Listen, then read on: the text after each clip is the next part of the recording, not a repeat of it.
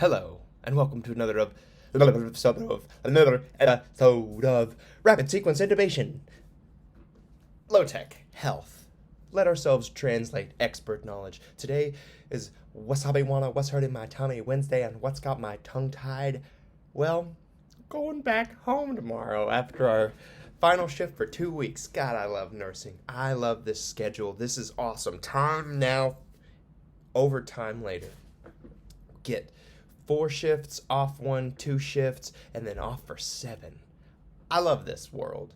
Whoever told you had to work exactly as your parents or their parents before them, or those scumbags that told them they had to work like that, you don't have to.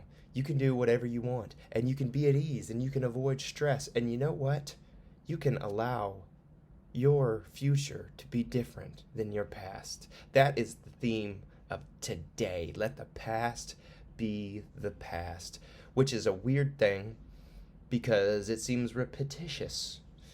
If you are trying to describe something, it would seem that you'd use more words than just the same one when you tell someone, let the past be the past.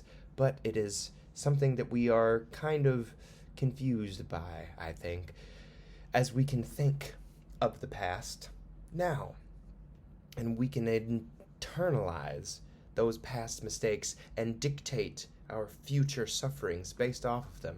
And the reason I say this is because I had an awesome day with Spanish native speakers who are getting better, getting them out of those restraints that are keeping them in the bed and keeping them from pulling their lines out, and just saying to them that they don't want to do that. They don't want to pull the lines like the IVs out. They don't want to bleed everywhere. You can just tell them. You can tell them what you're doing instead of showing them aggressively.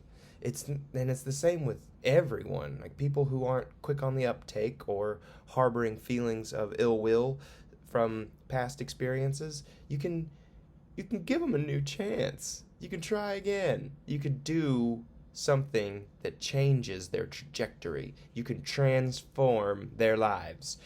And I happened to say this to a patient just one off when she was at shift change deciding what I thought was she was ready to get a bed bath, but she really just needed to be changed out of her caca. This is a different patient, not my Spanish ones, but she said how she wanted to go ahead and do it before the night shift nurse comes on, and because she didn't have the best experience with the night shift nurse last night, so she doesn't want to take any chance on this night. But I said,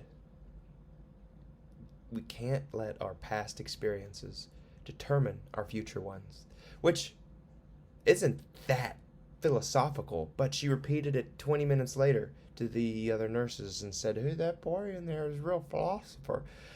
And it's just that little one-off, just allowing a seed to be planted that's different than biting and saying, well, you're wrong. The nurse last night didn't like you because you were evil and mean. Just don't even talk about that. The point is to talk about an anecdote. The point is to let the past be the past. This is a story I love about the 2 monks, and I'll finish this episode with a story. It's not long. There are 2 monks, a younger one and an older one, going on a long journey after they've taken vows of celibacy, silence, avoidance of all women. They're heading to their monastery to practice their devotion for many, many decades to come. Now, the young monk, just as eager to prove himself as devout and disciplined and pious as the old monk, one might say he has a chip on his shoulder. The old monk has been there. So, after some character development, let me tell you what happened. They're walking along the mountainside, and they come across a woman, by a river. And they see the woman, she sees them, she calls to them and says, hey, help me across the river, please. I cannot get to my other village. I was picking berries and the waters rose. I can't get across. Can one of you carry me, please? The old monk said, sure, I can. Put her on his shoulders, carried her across the river. And the young monk followed, and they walk for miles and miles and don't say anything. And the young monk finally can't take it anymore. He's just blurts and challenges the old monk's piety and his very spirituality. It's, how can you, as an established monk and pillar of the religion of which we follow, which I am not going to disclose because it's not really a religion, it's just a story, how could you do such a thing? We said we'd be celibate, and I know you were thinking of... Never mind. We said we'd be silent. We said we wouldn't hear. You wouldn't... The old monk goes, I put her down many miles ago, and you're still carrying her.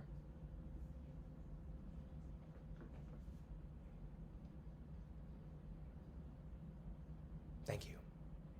I love you guys. See you on Forgive My Foul Mouth Friday.